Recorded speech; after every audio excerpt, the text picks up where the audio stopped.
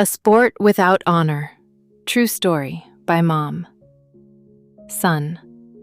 This story is based on real events. Barbara is a character, but her story comes from real life.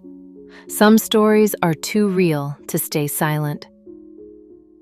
January 24th, 1996. A date I will never forget.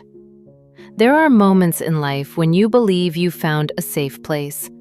And then, suddenly, everything changes. This is a true story.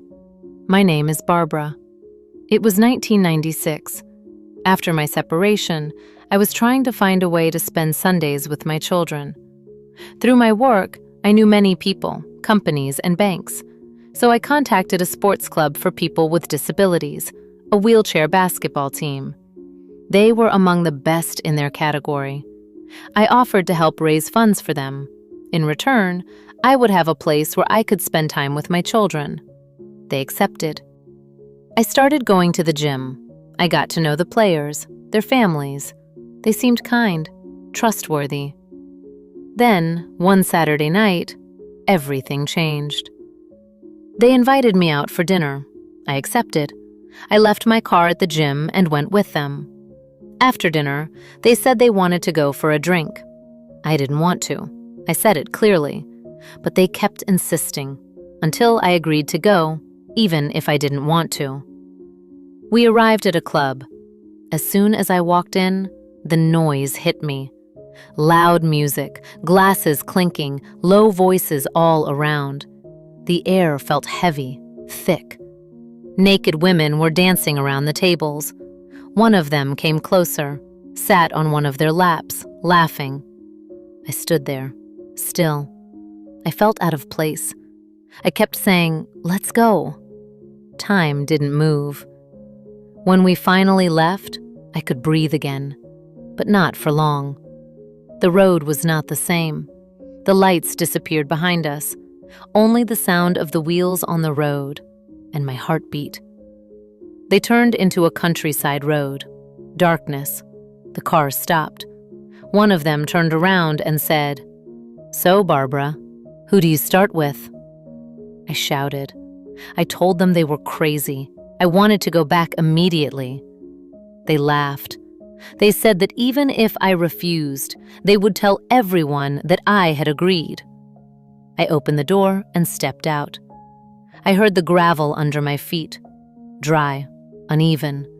The air was cold, damp. It touched my face. I grabbed my phone. A sound. The sound of the battery dying. Silence. Then their voices, leaning out of the window, laughing. "You're alone. Your phone is dead." And then they started counting. 1, 2, 3, 4. Their laughter echoed in my head. I kept walking, without turning back. Eventually, they convinced me to get back into the car. But I knew it wasn't a joke. When we reached the gym, I got out immediately. I got into my car and drove away. A few minutes later, I had to stop. I felt sick. I got home exhausted. I opened the door and let my clothes fall to the floor, one by one, as if I wanted to get rid of everything. I went to the bathroom, under the shower.